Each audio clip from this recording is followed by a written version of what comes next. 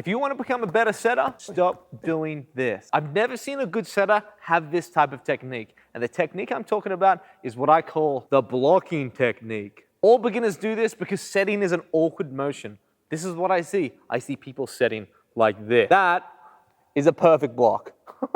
Yeah, that's why I call it the blocking technique. If you set like this, you're not going to be able to control the ball at all. And it's such a natural thing to do as a beginner. I don't know why, but this is how we set. We just try and push the ball away from us. But when we use this, there's a massive problem.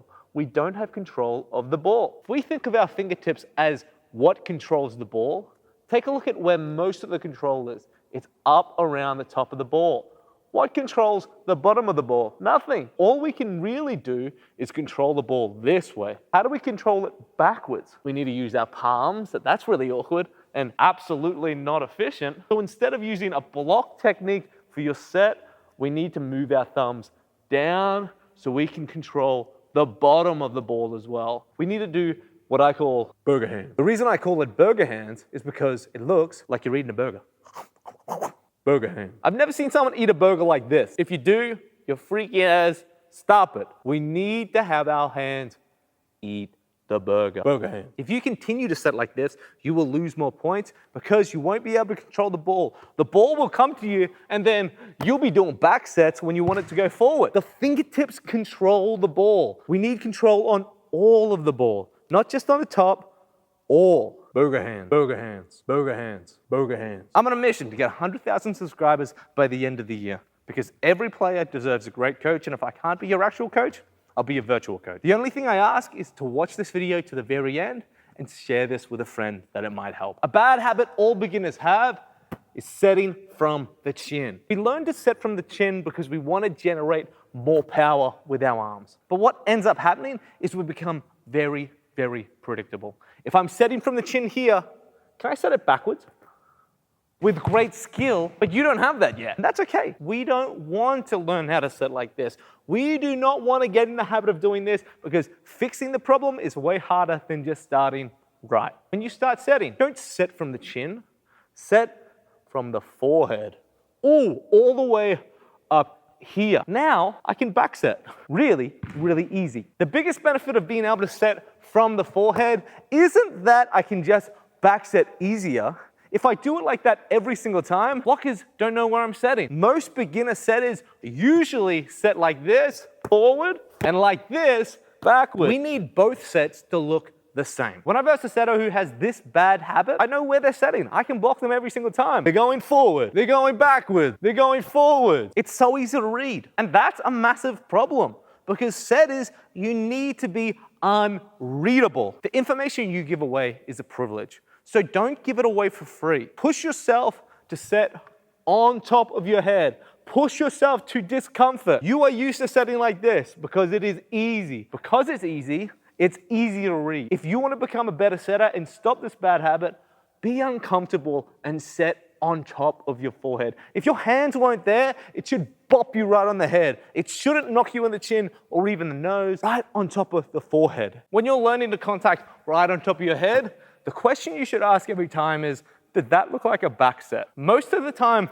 our back set technique is pretty much on the money. Like, that's exactly how we should be pushing forward. It's harder, yes. You generate less power, yes, but you will become a great setter. Some of you may say, well, I'm not a setter. I don't need to practice that. And yeah, you're right, but you could be. You could be a setter. Don't close the door of opportunity because you think you might not become something. The only limits on your identity are the ones you put there, not other people. Don't blame other people. My coach always says I need to go middle. My coach makes me do this. No, you need to be the master of your own identity. And when you decide to limit yourself to one position, you limit yourself from greatness. Do you think Alexander the Great became one of the fiercest warriors in history because he said, I'm only a swordsman? I'm not going to start riding a horse? No, he learned everything. Do you think Ferdinand the Explorer would have been remembered if he didn't decide to sail around the world? No, he didn't say, oh, there's limits out there, we got to stop. He said, hey, yo, there's spices out there and I want the money and I want to be remembered. Great people don't limit themselves. They push the boundaries of expectations and become the best possible person they can be. Maybe Alexander the Great wasn't a great person. He did kill a lot of people. But that doesn't mean you can't be. So no matter what position you play, when you set, practice making it land on top of your head. Ow. I've just started my own volleyball club called Skybound Volleyball. I'm living my dream, and a big reason why is because of you guys. A few years ago, I was just a passionate volleyball coach, and I said, hey, I'm gonna put some videos up online. Let's see how that goes. The next day, I had 10,000 followers on TikTok, and things just blew up from there. I'm really passionate about volleyball, and I'm really passionate about learning, and I hope that comes through. You know, I really want all of you guys to succeed, and I just want to thank you guys for giving me the opportunity to succeed and to really live my dream. So thank you so much. It took me a while to get here, but I still just want to say, thanks guys, I appreciate it. In the pursuit of power, people do bad things. Let me think about that for a minute. That's deep, that's deep. I wonder who said that first. Probably Plato. Same wavelength, you know. Off the charts, IQ of 60, man, I'm going crazy. 60 is really high, right? But what I mean is when we set, we try and generate as much power as we can. But as a result of that, when we don't have good footwork and we aren't stable, we push away. I know it doesn't make sense, but for some reason, a lot of players seem to push away. They lose power when they're trying to generate it. So here's the solution. Instead of pushing away like this, we're going to move our feet faster, get underneath the ball, and step into the location where we want to set. Let me show you an example. So we move under, look at my body motion. That's what I want to see. I want to see your body moving forward. If you're generating power, don't worry about all the extra stuff I was talking about before, like Can't do anything if you don't have a steady foundation. They were talking about that stuff in the Bible, bro. If you want to avoid this habit and generate more power, move your feet, get underneath it, and step into your target. When you're younger and you're smaller, the power comes from your body weight. It doesn't come from your arms. Your arms are tiny. Not mine. Yeah, they're tiny as well. Power comes from your weight.